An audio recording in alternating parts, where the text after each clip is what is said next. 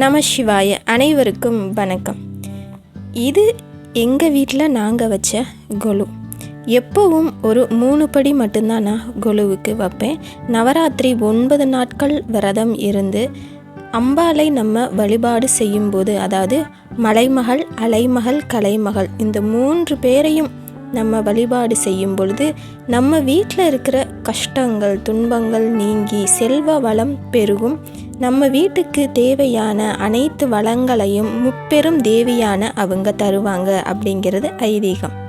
உங்களுக்கு கொலு வைக்கணும்னு ஆசை இருக்குது, ஆனால் எங்களால் இந்த அளவுக்கு பண்ண முடியாது அப்படின்னு நீங்கள் நினச்சிங்கன்னா, ஒரே ஒரு கலசத்தை மட்டும் கூட வச்சு நீங்கள் 9 நாட்களும் நவராத்திரி வழிபாடு செய்யுங்க. உங்களுக்கு அதே அருளும் ஆசியும் இறைவன் கொடுப்பாங்க. நான் முதல் நாள் பிரசாதமாக சாம்பார் சாதமும் நீர்மோரும் பிரசாதமாக படைச்சேன்.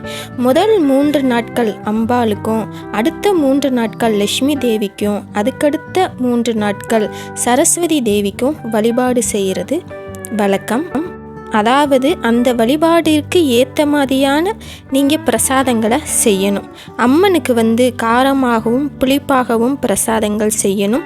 லட்சுமி தேவிக்கு இனிப்பான பிரசாதங்கள், சரஸ்வதி தேவிக்கு சாத்வீகமான பிரசாதங்கள் அப்படின்னு நீங்கள் செஞ்சு வழிபாடு செய்யுங்க.